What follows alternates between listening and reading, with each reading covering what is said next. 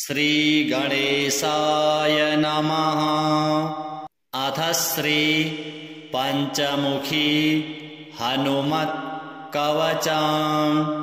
ॐ श्री पंचवदनाय आञ्जनेयाय नमः।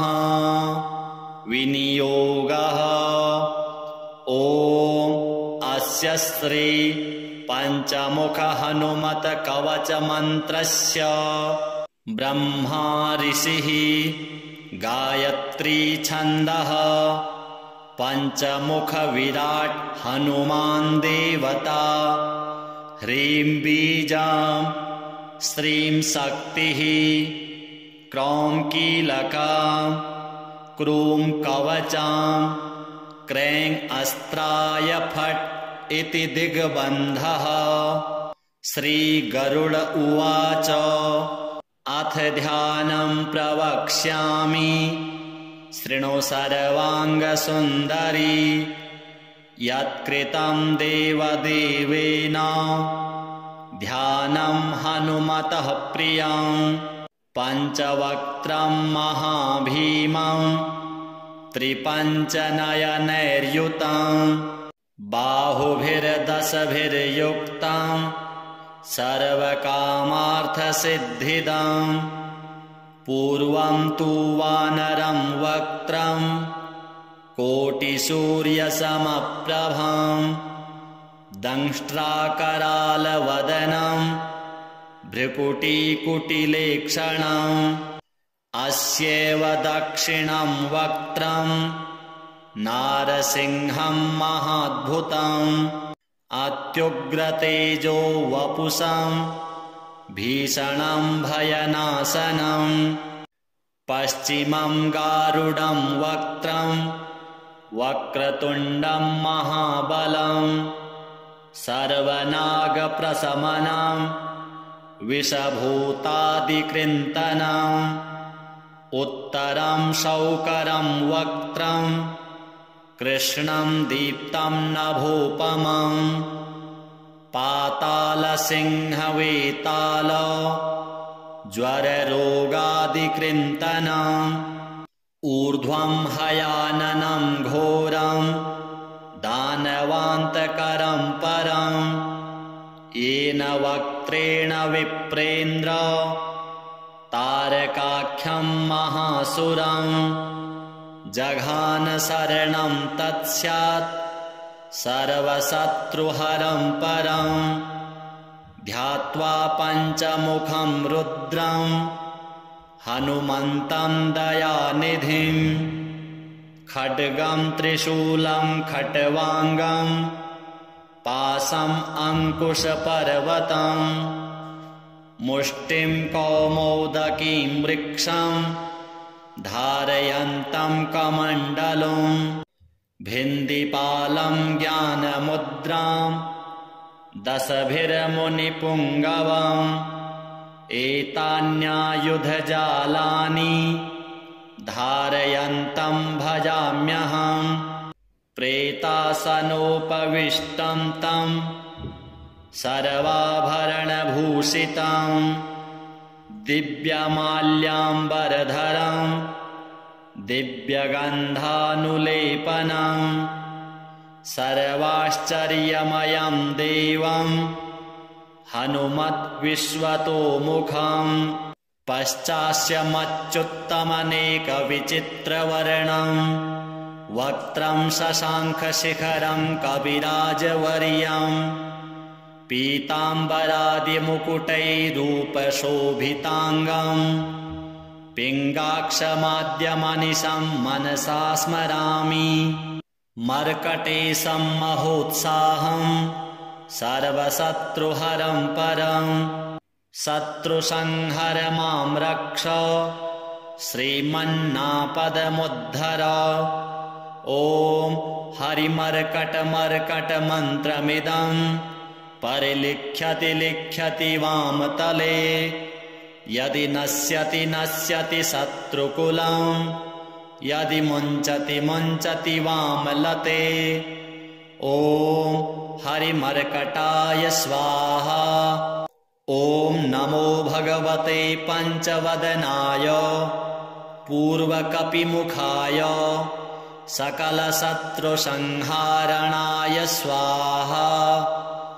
ॐ नमो भगवते पञ्चवदनाय दक्षिणमुखाय करालवदनाय नरसिंहाय सकलभूतप्रमथनाय स्वाहा।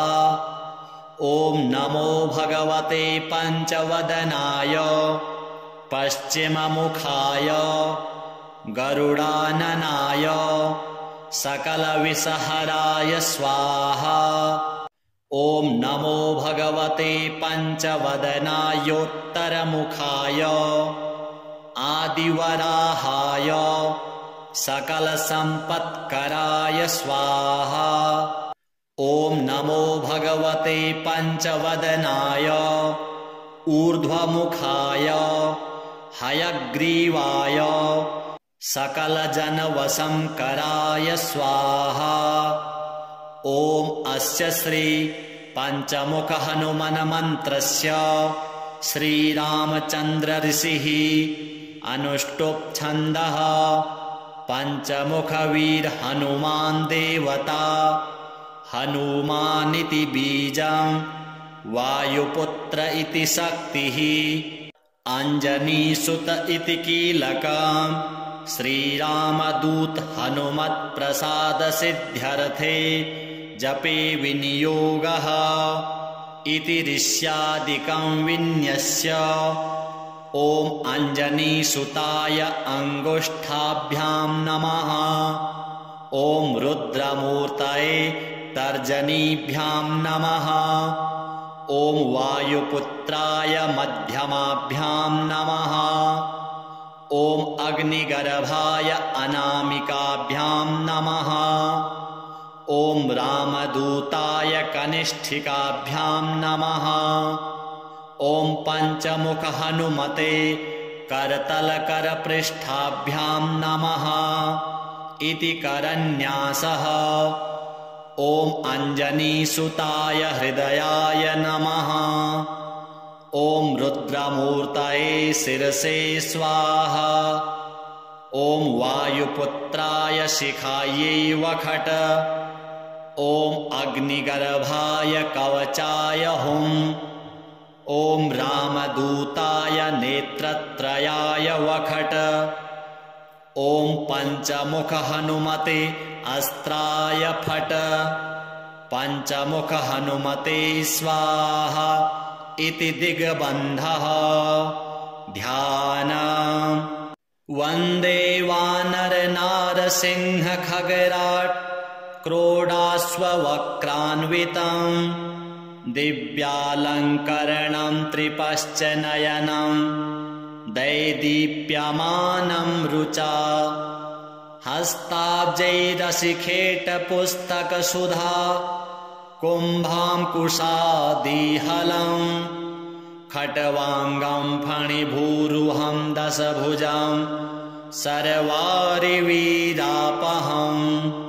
ॐ श्रीरामदूताय आञ्जनेयाय वायुपुत्राय महाबलपराक्रमाय सीतादुःखनिवारणाय लङ्कादहनकारणाय महाबलप्रचण्डाय फाल्गुनसखाय कोलाहलसकल ब्रह्माण्डविश्वरूपाय सप्तसमुद्रनिर्लङ्घनाय पिङ्गलनयनायामितविक्रमाय सूर्यबिम्बफलसेवनाय दुष्टनिवारणाय दृष्टिनिरालङ्कृताय सञ्जीवनि सञ्जीविताङ्गद लक्ष्मणमहाकपिसैन्यप्राणदाय दशकण्ठविध्वंसनाय रामेष्टाय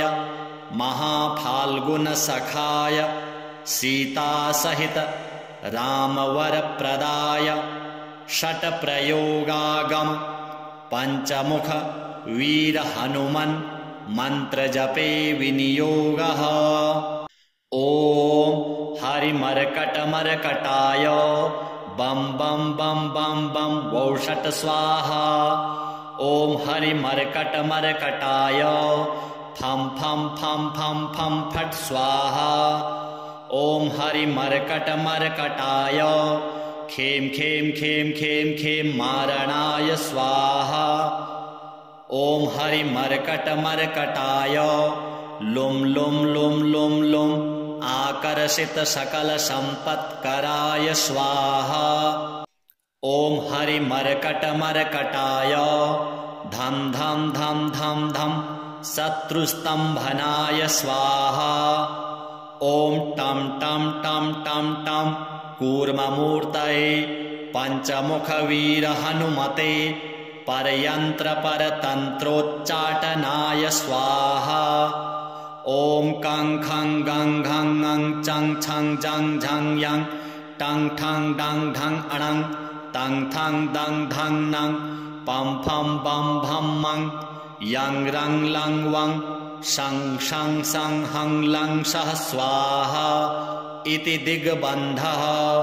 ॐ पूर्वकपिमुखाय पंचमुख हनुमते टं टं टं टं टं सकलशत्रुसंहारणाय स्वाहा। ॐ दक्षिणमुखाय पंचमुख हनुमते करालवदनाय नरसिंहाय ॐ ह्रां ह्रीं ह्रूं ह्रैं ह्रौं ह्रः सकलभूतप्रेतदमनाय स्वाहा। ॐ पश्चिममुखाय गरुडाननाय पंचमुख हनुमते मं मं मं मं मं सकलविषहराय स्वाहा। ॐ उत्तरमुखायादिवराहाय लं लं लं लं लं नृसिंहाय नीलकण्ठमूर्तये पंचमुख हनुमतये स्वाहा। ॐ ऊर्ध्वमुखाय हयग्रीवाय रुं रुं रुं रुं रुं रुद्रमूर्तये सकलप्रयोजन निर्वाहकाय स्वाहा। ॐ अञ्जनीसुताय वायुपुत्राय महाबलाय सीताशोकनिवारणाय श्रीरामचन्द्रकृपापादुकाय महावीर्यप्रमथनाय ब्रह्माण्डनाथाय कामदाय पंचमुखवीर हनुमते स्वाहा। भूतप्रेतपिशाच ब्रह्मराक्षस साकिनी डाकिनी अन्तरिक्षग्रह परयन्त्रपरतन्त्रोच्चाटनाय स्वाहा। सकलप्रयोजन निर्वाहकाय पंचमुखवीर हनुमते श्रीरामचन्द्रवरप्रसादाय जं जं जं जं जं स्वाहा। इदं कवचं पठित्वा तु महाकवचं पठेन्नरः एकवारं जपेत् स्तोत्रं सर्वशत्रुनिवारणं द्विवारं तु पठेन्नित्यं पुत्रपौत्रप्रवर्धनं त्रिवारं च पठेन्नित्यं सर्वसम्पत्करं शुभं चतुर्वारं पठेन्नित्यं सर्वरोगनिवारणं पंचवारं पठेन्नित्यं सर्वलोकवशंकरं षड्वारं च पठेन्नित्यं सर्वदेववशंकरं सप्तवारं पठेन्नित्यं सर्वसौभाग्यदायकं अष्टवारं पठेन्नित्यं इष्टकामार्थसिद्धिदं नववारं पठेन्नित्यं राजभोगमवाप्नुयात् दशवारं पठेन्नित्यं त्रैलोक्यज्ञानदर्शनं रुद्रावृत्तिं पठेन्नित्यं सर्वसिद्धिर्भवेद्ध्रुवं कवचस्मतरणेनैव महाबलमवाप्नुयात् श्रीहनुमतार्पणमस्तु।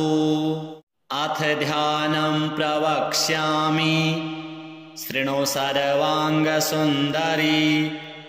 यत्कृतं देवदेवेन ध्यानं हनुमतः प्रियं। पञ्चवक्त्रं महाभीमं त्रिपञ्चनयनैर्युतं बाहुभिर्दशभिर्युक्तं सर्वकामार्थसिद्धिदं। पूर्वं तु वानरं वक्त्रं कोटिसूर्यसमप्रभं दंष्ट्राकरालवदनं भ्रुकुटीकुटिलेक्षणम्। अस्यैव दक्षिणं वक्त्रं नारसिंहं महाद्भुतम् अत्युग्रतेजो वपुषं भीषणं भयनाशनं। पश्चिमं गारुडं वक्त्रं वक्रतुण्डं महाबलं सर्वनागप्रशमनं विषभूतादिकृन्तनम्।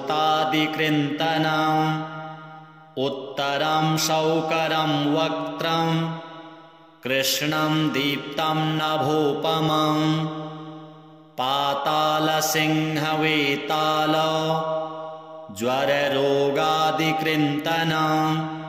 ऊर्ध्वं हयाननं घोरं दानवान्तकरं परं येन वक्त्रेण विप्रेन्द्र तारकाख्यं महासुरं। जघान शरणं तत्स्यात् सर्वशत्रुहरं परं ध्यात्वा पञ्चमुखं रुद्रं हनुमन्तं दयानिधिं। खड्गं त्रिशूलं खट्वाङ्गं पाशम् अङ्कुशपर्वतं मुष्टिं कौमोदकीं वृक्षं धारयन्तं कमण्डलुं। भिन्दिपालं ज्ञानमुद्रां दशभिर्मुनिपुङ्गवम् एतान्यायुधजालानि धारयन्तं भजाम्यहम्। प्रेतासनोपविष्टं तं सर्वाभरणभूषितं दिव्यमाल्याम्बरधरं दिव्यगन्धानुलेपनं सर्वाश्चर्यमयं देवं हनुमद्विश्वतोमुखं। पश्चास्यमच्युत्तमनेकविचित्रवर्णं वक्त्रं शशाङ्खशिखरं कविराजवर्यं पीताम्बरादिमुकुटैरूपशोभिताङ्गं पिङ्गाक्षमाद्यमनिशं मनसा स्मरामि। मर्कटेशं महोत्साहं सर्वशत्रुहरं परं शत्रुसंहर मां रक्ष श्रीमन्नापदमुद्धर। ॐ हरिमर्कटमर्कटमन्त्रमिदं परिलिख्यति लिख्यति वामतले यदि नश्यति नश्यति शत्रुकुलं यदि मुञ्चति मुञ्चति वामलते। ॐ हरिमर्कटाय स्वाहा। ॐ नमो भगवते पञ्चवदनाय पूर्वकपिमुखाय सकलशत्रुसंहारणाय स्वाहा। ॐ नमो भगवते पञ्चवदनाय दक्षिणमुखाय करालवदनाय नरसिंहाय सकलभूतप्रमथनाय स्वाहा। ॐ नमो भगवते पञ्चवदनाय पश्चिममुखाय गरुडाननाय सकलविषहराय स्वाहा। ॐ नमो भगवते पञ्चवदनायोत्तरमुखाय आदिवराहाय सकलसम्पत्कराय स्वाहा। ॐ नमो भगवते पञ्चवदनाय ऊर्ध्वमुखाय हयग्रीवाय सकलजनवशंकराय स्वाहा। ॐ अस्य श्री पञ्चमुख हनुमन् मन्त्रस्य श्रीरामचन्द्र ऋषिः अनुष्टुप् छन्दः पञ्चमुख वीर हनुमान् देवता हनुमानिति बीजं वायुपुत्र इति शक्तिः अंजनीसुत इति कीलकम् श्रीरामदूत हनुमत्प्रसाद सिद्ध्यर्थे जपे विनियोगः इति ऋष्यादिकं विन्यस्य। ॐ अंजनीसुताय अंगुष्ठाभ्यां नमः। ॐ रुद्रमूर्तये तर्जनीभ्यां नमः। ॐ वायुपुत्राय मध्यमाभ्यां नमः। ॐ अग्निगर्भाय अनामिकाभ्यां नमः। ॐ रामदूताय कनिष्ठिकाभ्यां नमः। ॐ पञ्चमुख हनुमते करतलकरपृष्ठाभ्यां नमः इति करन्यासः। ॐ अंजनीसुताय हृदयाय नमः। ॐ रुद्रमूर्तये शिरसे स्वाहा। ॐ वायुपुत्राय शिखायै वखट। ॐ अग्निगर्भाय कवचाय हुम्। ॐ रामदूताय नेत्रत्रयाय वखट। ॐ पञ्चमुख हनुमते अस्त्राय फट। पञ्चमुख हनुमते स्वाहा इति दिग्बन्धः। ध्यानम्। वन्दे वानरनारसिंह खगराट् क्रोडाश्ववक्रान्वितम् दिव्यालङ्करणं त्रिपश्च नयनं दैदीप्यमानं रुचा हस्ताब्जैरशिखेटपुस्तकसुधा कुम्भाङ्कुशादिहलं खट्वाङ्गं फणिभूरुहं दशभुजं सर्वारिवीरापहम्। ॐ श्रीरामदूताय आञ्जनेयाय वायुपुत्राय महाबलपराक्रमाय सीतादुःखनिवारणाय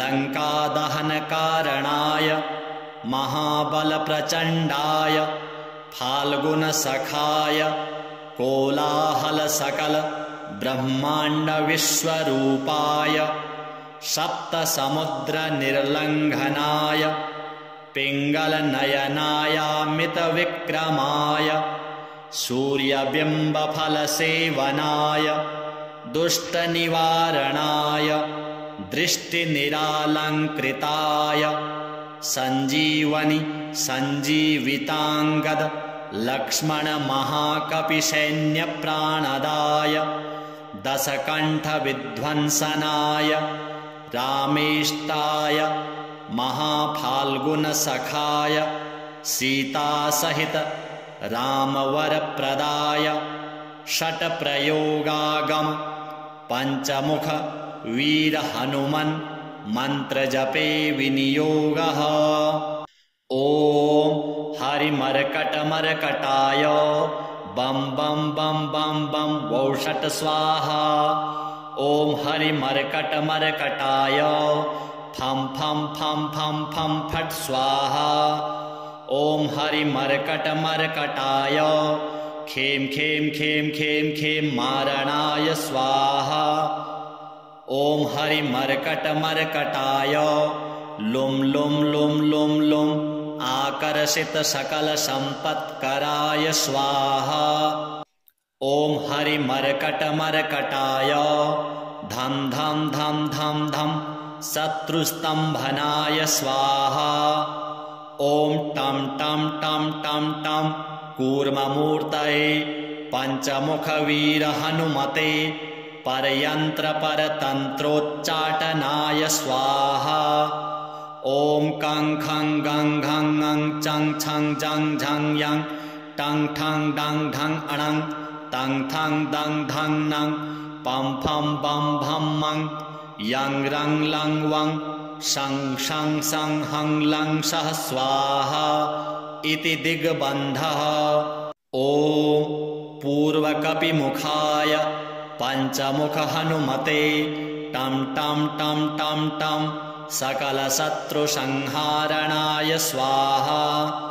ॐ दक्षिणमुखाय पञ्चमुख हनुमते करालवदनाय नरसिंहाय ॐ ह्रां ह्रीं ह्रूं ह्रें ह्रौं ह्रः सकलभूतप्रेतदमनाय स्वाहा। ॐ पश्चिममुखाय गरुडाननाय पञ्चमुख हनुमते मं मं मं मं मं सकलविषहराय स्वाहा। ॐ उत्तरमुखायादिवराहाय लं लं लं लं लं नृसिंहाय नीलकण्ठमूर्तये पञ्चमुख हनुमतये स्वाहा। ॐ ऊर्ध्वमुखाय हयग्रीवाय रुं रुं रुं रुं रुं रुद्रमूर्तये सकलप्रयोजन निर्वाहकाय स्वाहा। ॐ अञ्जनीसुताय वायुपुत्राय महाबलाय सीताशोकनिवारणाय श्रीरामचन्द्रकृपापादुकाय महावीर्यप्रमथनाय ब्रह्माण्डनाथाय कामदाय पञ्चमुखवीरहनुमते स्वाहा।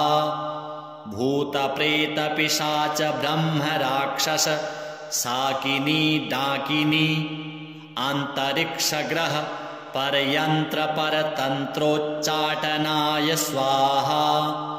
सकलप्रयोजननिर्वाहकाय पञ्चमुखवीरहनुमते श्रीरामचन्द्रवरप्रसादाय जं जं जं जं जं स्वाहा। इदं कवचं पठित्वा तु महाकवचं पठेन्नरः एकवारं जपेत् स्तोत्रं सर्वशत्रुनिवारणं द्विवारं तु पठेन्नित्यं पुत्रपौत्रप्रवर्धनं त्रिवारं च पठेन्नित्यं सर्वसम्पत्करं शुभं चतुर्वारं पठेन्नित्यं सर्वरोगनिवारणं पञ्चवारं पठेन्नित्यं सर्वलोकवशंकरं षड्वारं च पठेन्नित्यं सर्वदेववशंकरं सप्तवारं पठेन्नित्यं सर्वसौभाग्यदायकं अष्टवारं पठेन्नित्यं इष्टकामार्थसिद्धिदं नववारं पठेन्नित्यं राजभोगमवाप्नुयात् दशवारं पठेन्नित्यं त्रैलोक्यज्ञानदर्शनं रुद्रावृत्तिं पठेन्नित्यं सर्वसिद्धिर्भवेद्ध्रुवं कवचस्मतरणेनैव महाबलमवाप्नुयात् श्रीहनुमतार्पणमस्तु।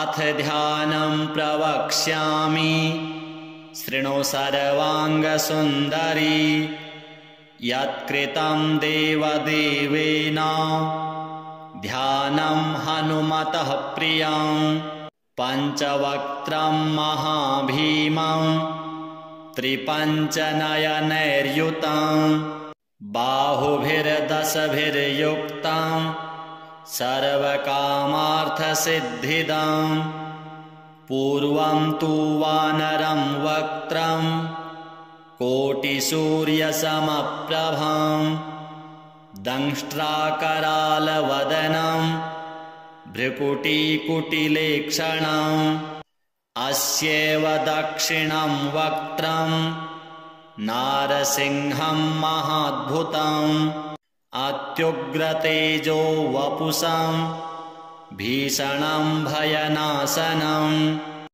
पश्चिमं गारुडं वक्त्रं वक्रतुण्डं महाबलं सर्वनागप्रशमनं विषभूतादिकृन्तनं उत्तरं शौकरं वक्त्रं कृष्णं दीप्तं नभोपमं पातालसिंहवेताल ज्वररोगादिकृन्तनं ऊर्ध्वं हयाननं घोरं दानवान्तकरं परं येन वक्त्रेण विप्रेन्द्र तारकाख्यं महासुरं जघान शरणं तत्स्यात् सर्वशत्रुहरं परं ध्यात्वा पञ्चमुखं रुद्रं हनुमन्तं दयानिधिं खड्गं त्रिशूलं खट्वाङ्गं पाशम् अंकुशपर्वतं मुष्टिं कौमोदकीं वृक्षं धारयन्तं कमण्डलुं भिन्दिपालं ज्ञानमुद्रां दशभिर्मुनिपुङ्गवम् एतान्यायुधजालानि धारयन्तं भजाम्यहम् प्रेतासनोपविष्टं तं सर्वाभरणभूषितं दिव्यमाल्याम्बरधरं दिव्यगन्धानुलेपनं सर्वाश्चर्यमयं देवं हनुमद्विश्वतोमुखं पश्चास्यमच्युत्तमनेकविचित्रवर्णं वक्त्रं शशाङ्खशिखरं कविराजवर्यं पीताम्बरादिमुकुटैरूपशोभिताङ्गं पिङ्गाक्षमाद्यमनिशं मनसा स्मरामि मर्कटेशं महोत्साहं सर्वशत्रुहरं परं शत्रुसंहर मां रक्ष श्रीमन्नापदमुद्धर ॐ हरिमर्कटमर्कटमन्त्रमिदं परिलिख्यति लिख्यति वामतले यदि नश्यति नश्यति शत्रुकुलं यदि मुञ्चति मुञ्चति वामलते ॐ हरिमर्कटाय स्वाहा। ॐ नमो भगवते पञ्चवदनाय पूर्वकपिमुखाय सकलशत्रुसंहारणाय स्वाहा। ॐ नमो भगवते पञ्चवदनाय दक्षिणमुखाय करालवदनाय नरसिंहाय सकलभूतप्रमथनाय स्वाहा। ॐ नमो भगवते पञ्चवदनाय पश्चिममुखाय गरुडाननाय सकलविषहराय स्वाहा। ॐ नमो भगवते पञ्चवदनायोत्तरमुखाय आदिवराहाय सकलसम्पत्कराय स्वाहा।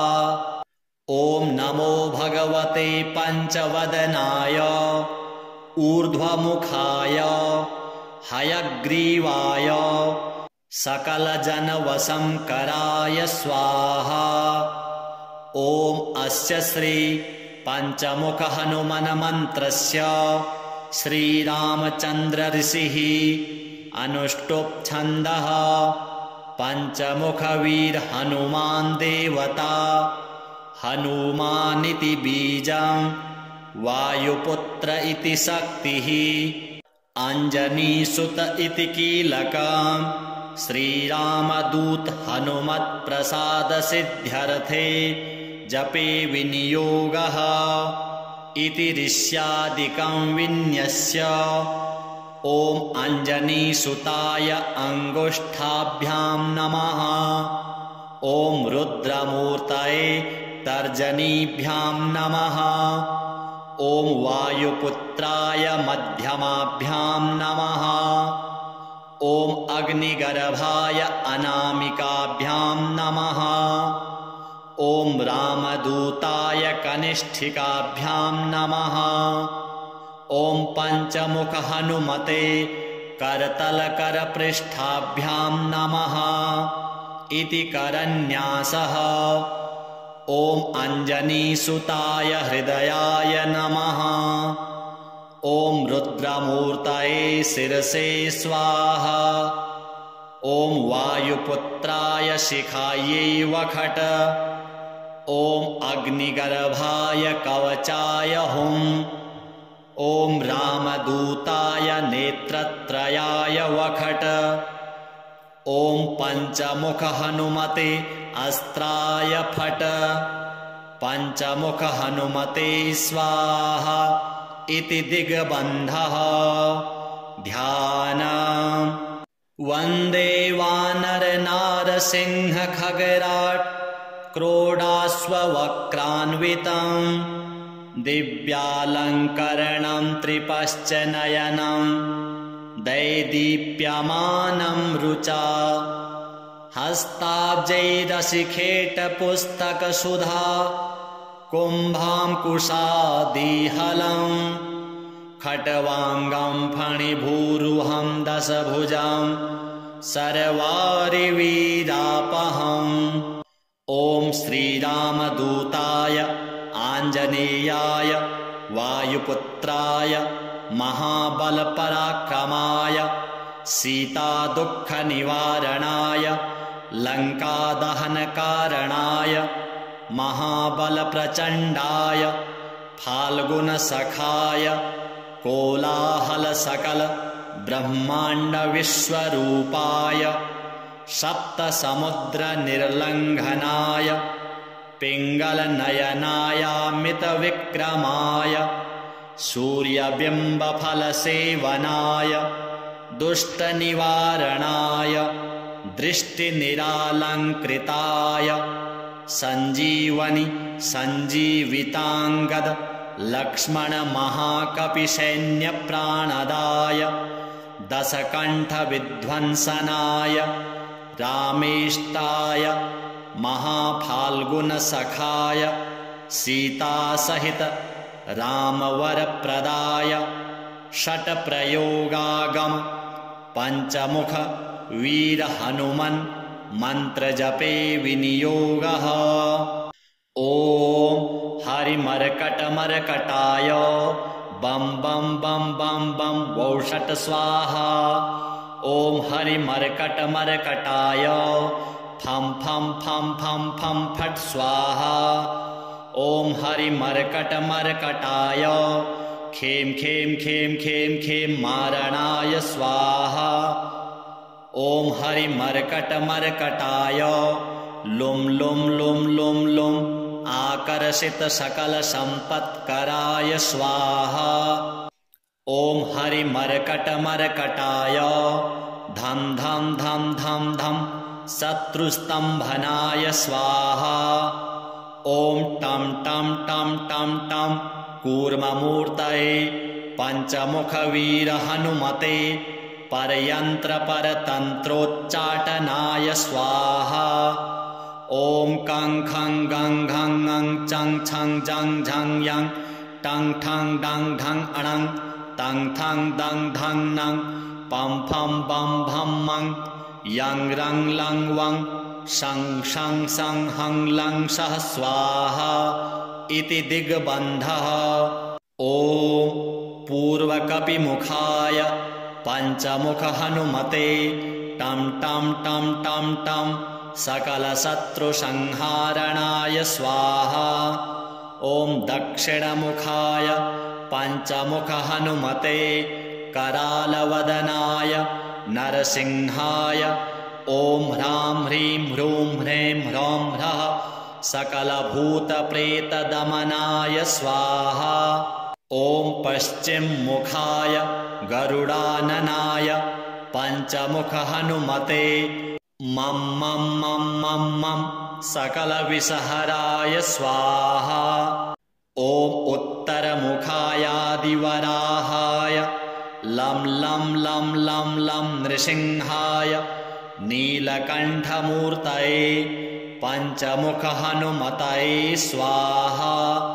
ॐ ऊर्ध्वमुखाय हयग्रीवाय रुं रुं रुं रुं रुं रुद्रमूर्तये सकलप्रयोजन निर्वाहकाय स्वाहा। ॐ अञ्जनीसुताय वायुपुत्राय महाबलाय सीताशोकनिवारणाय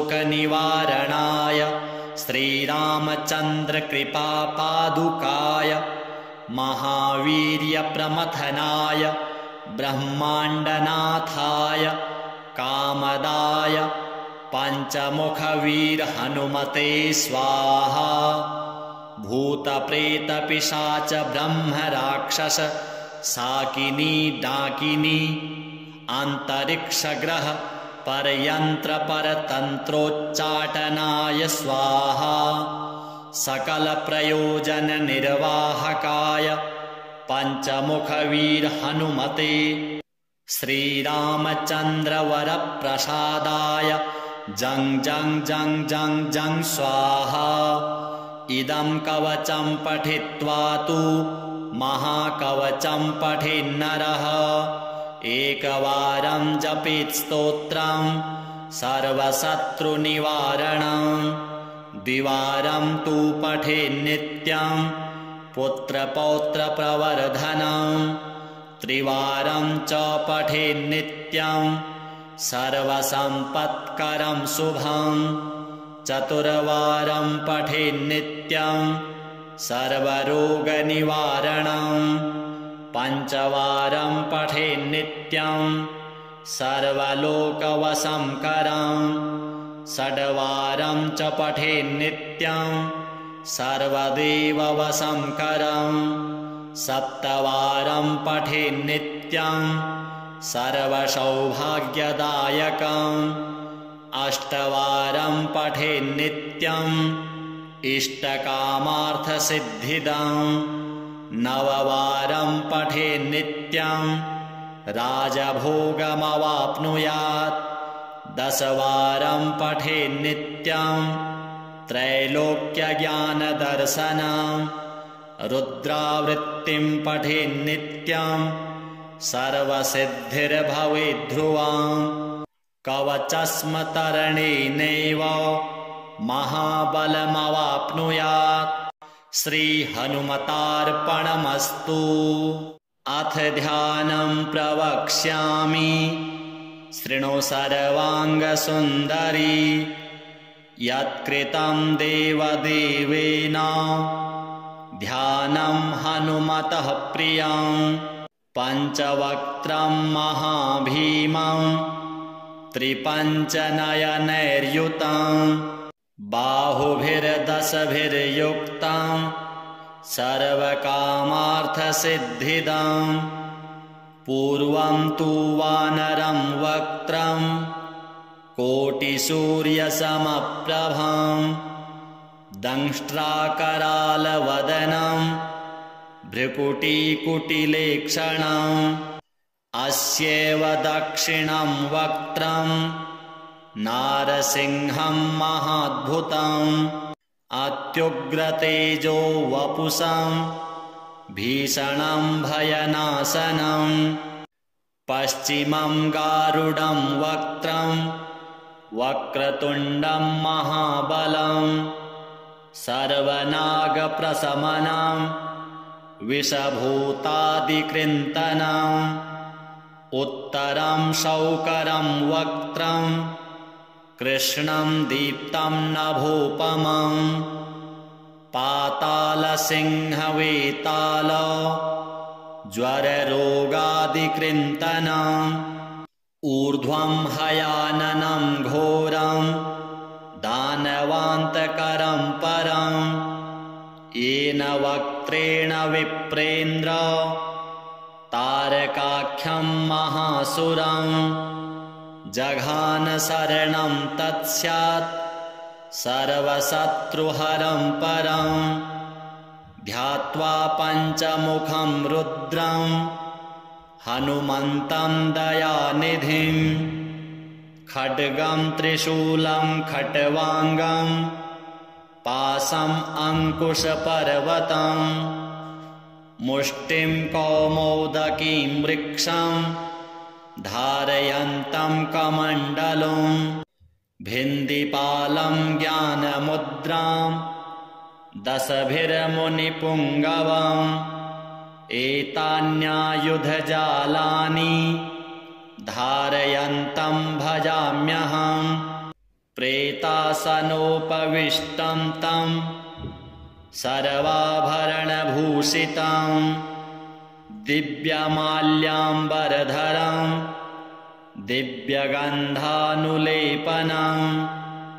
सर्वाश्चर्यमयं देवं हनुमद्विश्वतोमुखं पश्चास्यमच्युत्तमनेकविचित्रवर्णं वक्त्रं शशाङ्खशिखरं कविराजवर्यं पीताम्बरादिमुकुटैरूपशोभिताङ्गं पिङ्गाक्षमाद्यमनिशं मनसा स्मरामि मर्कटेशं महोत्साहं सर्वशत्रुहरं परं शत्रुसंहर मां रक्ष श्रीमन्नापदमुद्धर ॐ हरिमर्कटमर्कटमन्त्रमिदं परिलिख्यति लिख्यति वामतले यदि नश्यति नश्यति शत्रुकुलं यदि मुञ्चति मुञ्चति वामलते ॐ हरिमर्कटाय स्वाहा। ॐ नमो भगवते पञ्चवदनाय पूर्वकपिमुखाय सकलशत्रुसंहारणाय स्वाहा। ॐ नमो भगवते पञ्चवदनाय दक्षिणमुखाय करालवदनाय नरसिंहाय सकलभूतप्रमथनाय स्वाहा। ॐ नमो भगवते पञ्चवदनाय पश्चिममुखाय गरुडाननाय सकलविषहराय स्वाहा। ॐ नमो भगवते पञ्चवदनायोत्तरमुखाय आदिवराहाय सकलसम्पत्कराय स्वाहा। ॐ नमो भगवते पञ्चवदनाय ऊर्ध्वमुखाय हयग्रीवाय सकलजनवशंकराय स्वाहा। ॐ अस्य श्री पञ्चमुख हनुमन्मन्त्रस्य श्रीरामचन्द्र ऋषिः अनुष्टुप् छन्दः पञ्चमुखवीर हनुमान् देवता हनुमानिति बीजं वायुपुत्र इति शक्तिः अञ्जनीसुत इति कीलकं श्रीरामदूत हनुमत्प्रसाद सिद्ध्यर्थे जपे विनियोगः इति ऋष्यादिकं विन्यस्य ॐ अञ्जनीसुताय अङ्गुष्ठाभ्यां नमः। ॐ रुद्रमूर्तये तर्जनीभ्यां नमः। ॐ वायुपुत्राय मध्यमाभ्यां नमः। ॐ अग्निगर्भाय अनामिकाभ्यां नमः। ॐ रामदूताय कनिष्ठिकाभ्यां नमः। ॐ पञ्चमुख हनुमते करतलकरपृष्ठाभ्यां नमः इति करन्यासः। ॐ अञ्जनीसुताय हृदयाय नमः। ॐ रुद्रमूर्तये शिरसे स्वाहा। ॐ वायुपुत्राय शिखायै वखट। ॐ अग्निगर्भाय कवचाय हुं। ॐ रामदूताय नेत्रत्रयाय वखट। ॐ पञ्चमुख हनुमते अस्त्राय फट् पञ्चमुख हनुमते स्वाहा इति दिग्बन्धः। ध्यानम्। वन्दे वानर नारसिंह खगराट् क्रोडाश्ववक्रान्वितम् दिव्यालङ्करणं त्रिपश्च नयनं दैदीप्यमानं रुचा हस्ताब्जैरशिखेटपुस्तकसुधा कुम्भाङ्कुशादिहलं खट्वाङ्गं फणिभूरुहं दशभुजं सर्वारिवीरापहम्। ॐ श्रीरामदूताय आञ्जनेयाय वायुपुत्राय महाबलपराक्रमाय सीतादुःखनिवारणाय लङ्कादहनकारणाय महाबलप्रचण्डाय फाल्गुनसखाय कोलाहलसकल ब्रह्माण्डविश्वरूपाय सप्तसमुद्रनिर्लङ्घनाय पिङ्गलनयनायामितविक्रमाय सूर्यबिम्बफलसेवनाय दुष्टनिवारणाय दृष्टिनिरालङ्कृताय सञ्जीवनि सञ्जीविताङ्गद लक्ष्मणमहाकपिसैन्यप्राणदाय दशकण्ठविध्वंसनाय रामेष्टाय महाफाल्गुनसखाय सीतासहित रामवरप्रदाय षट्प्रयोगागम पञ्चमुख वीरहनुमन् मन्त्रजपे विनियोगः। ॐ हरिमर्कटमर्कटाय बं बं बं बं बं वौषट स्वाहा। ॐ हरिमर्कटमर्कटाय फं फं फं फं फं फट् स्वाहा। ॐ हरिमर्कटमर्कटाय खें खें खें खें खें मारणाय स्वाहा। ॐ हरिमर्कटमर्कटाय लुं लुं लुं लुं लुं आकर्षित सकलसम्पत्कराय स्वाहा। ॐ हरिमर्कटमर्कटाय धं धं धं धं धं शत्रुस्तम्भनाय स्वाहा। ॐ टं टं टं टं टं कूर्ममूर्तये पञ्चमुखवीरहनुमते परयन्त्रपरतन्त्रोच्चाटनाय स्वाहा। ॐ कं खं गं घं ङं चं छं जं झं यं टं ठं डं ढं अणं तं थं दं धं नं पं फं बं भं मं यं रं लं वं शं शं सं हं लं सः स्वाहा इति दिग्बन्धः। ॐ पूर्वकपिमुखाय पञ्चमुख हनुमते टं टं टं टं टं सकलशत्रुसंहारणाय स्वाहा।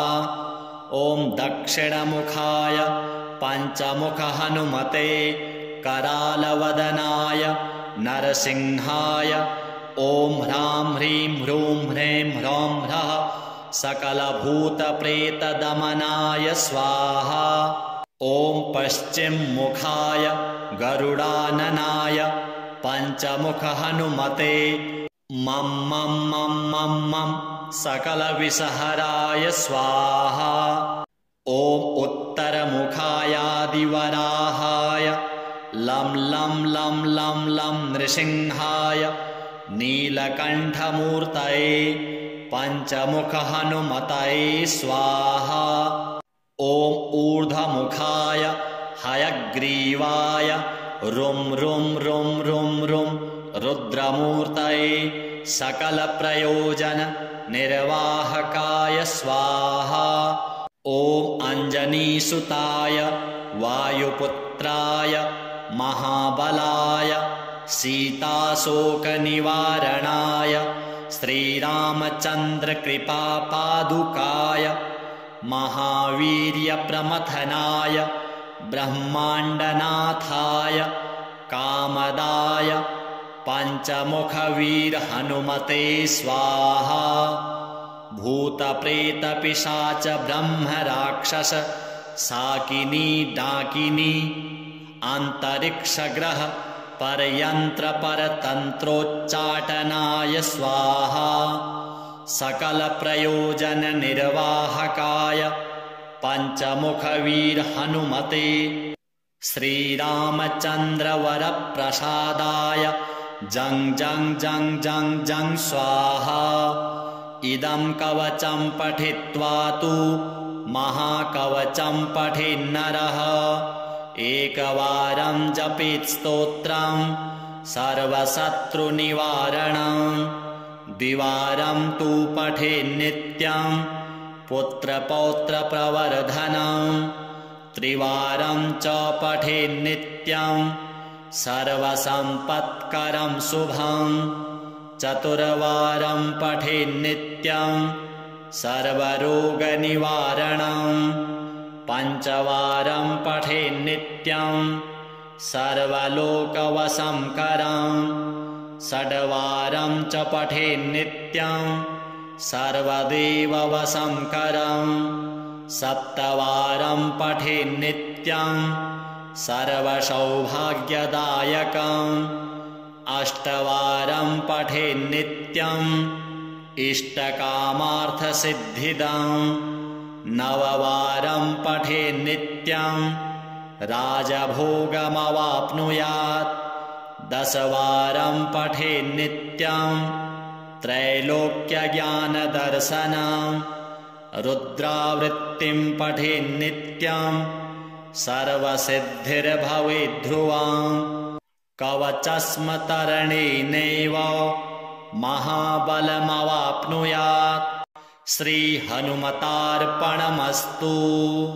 अथ ध्यानं प्रवक्ष्यामि शृणु सर्वाङ्गसुन्दरी यत्कृतं देवदेवेन ध्यानं हनुमतः प्रियं पञ्चवक्त्रं महाभीमं त्रिपञ्चनयनैर्युतं बाहुभिर्दशभिर्युक्तं सर्वकामार्थसिद्धिदं पूर्वं तु वानरं वक्त्रं कोटिसूर्यसमप्रभं दंष्ट्राकरालवदनं भ्रुकुटीकुटिलेक्षणम् अस्यैव दक्षिणं वक्त्रं नारसिंहं महाद्भुतम् अत्युग्रतेजो वपुषं भीषणं भयनाशनं पश्चिमं गारुडं वक्त्रं वक्रतुण्डं महाबलं सर्वनागप्रशमनं विषभूतादिकृन्तनं उत्तरं शौकरं वक्त्रं कृष्णं दीप्तं नभोपमं पातालसिंहवेताल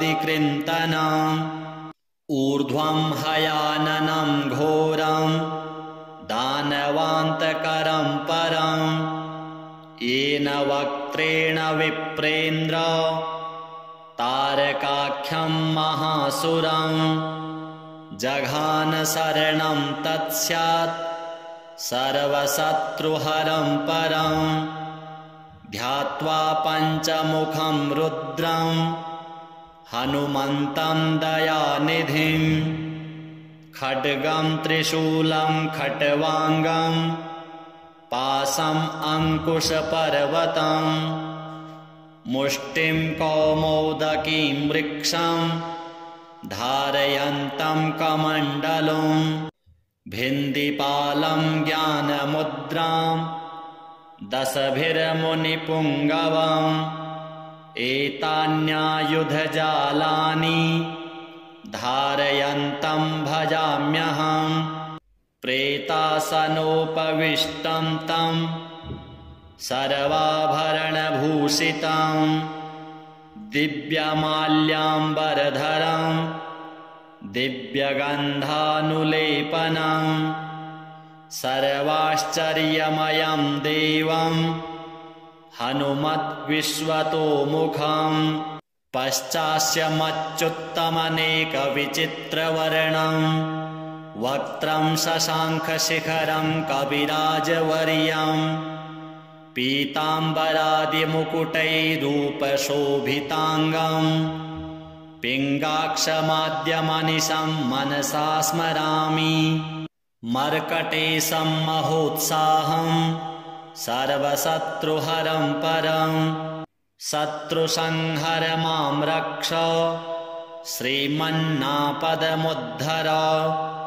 ॐ हरिमर्कटमर्कटमन्त्रमिदं परिलिख्यति लिख्यति वामतले यदि नश्यति नश्यति शत्रुकुलं यदि मुञ्चति मुञ्चति वामलते ॐ हरिमर्कटाय स्वाहा ॐ नमो भगवते पञ्चवदनाय पूर्वकपिमुखाय सकलशत्रुसंहारणाय स्वाहा ॐ नमो भगवते पञ्चवदनाय दक्षिणमुखाय करालवदनाय नरसिंहाय सकलभूतप्रमथनाय स्वाहा ॐ नमो भगवते पञ्चवदनाय पश्चिममुखाय गरुडाननाय सकलविषहराय स्वाहा ॐ नमो भगवते पञ्चवदनायोत्तरमुखाय आदिवराहाय सकलसम्पत्कराय स्वाहा ॐ नमो भगवते पञ्चवदनाय ऊर्ध्वमुखाय हयग्रीवाय सकलजनवशंकराय स्वाहा ॐ अस्य श्री पञ्चमुख हनुमन्मन्त्रस्य श्रीरामचन्द्र ऋषिः अनुष्टुप् छन्दः पञ्चमुखवीर हनुमान् देवता हनुमानिति बीजं वायुपुत्र इति शक्तिः अञ्जनीसुत इति कीलकम् श्रीरामदूत हनुमत्प्रसादसिद्ध्यर्थे जपे विनियोगः इति ऋष्यादिकं विन्यस्य ॐ अञ्जनीसुताय अङ्गुष्ठाभ्यां नमः ॐ रुद्रमूर्तये तर्जनीभ्यां नमः ॐ वायुपुत्राय मध्यमाभ्यां नमः ॐ अग्निगर्भाय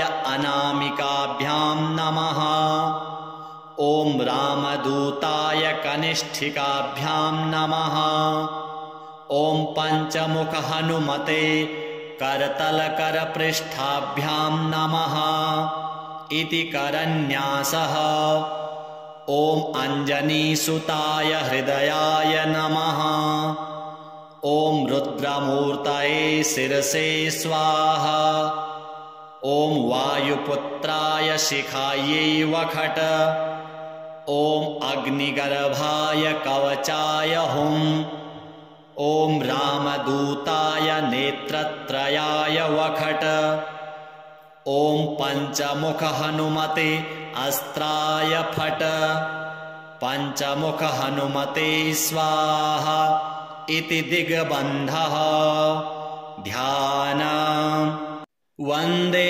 वानरनारसिंह खगराट् क्रोडाश्ववक्रान्वितम् दिव्यालङ्करणं त्रिपश्च नयनं दैदीप्यमानं रुचा हस्ताब्जैरशिखेटपुस्तकसुधा कुम्भाङ्कुशादिहलम् खट्वाङ्गं फणिभूरुहं दशभुजं सर्वारिवीरापहम्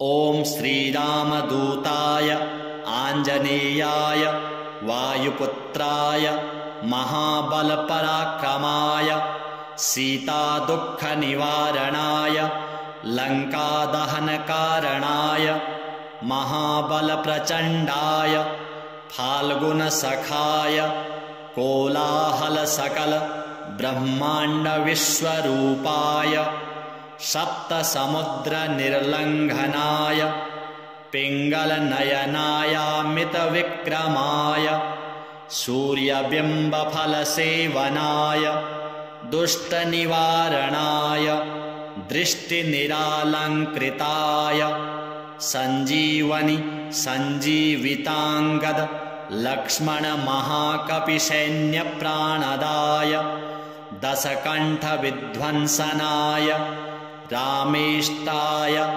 महाफाल्गुनसखाय सीतासहित रामवरप्रदाय षट्प्रयोगागम पञ्चमुख वीरहनुमन् मन्त्रजपे विनियोगः। ॐ हरिमर्कटमर्कटाय बं बं बं बं बं वौषट् स्वाहा। ॐ हरिमर्कटमर्कटाय फं फं फं फं फं फट् स्वाहा। ॐ हरिमर्कटमर्कटाय खें खें खें खें खें मारणाय स्वाहा। ॐ हरिमर्कटमर्कटाय लुं लुं लुं लुं लुं आकर्षित सकलसम्पत्कराय स्वाहा। ॐ हरिमर्कटमर्कटाय धं धं धं धं धं शत्रुस्तम्भनाय स्वाहा।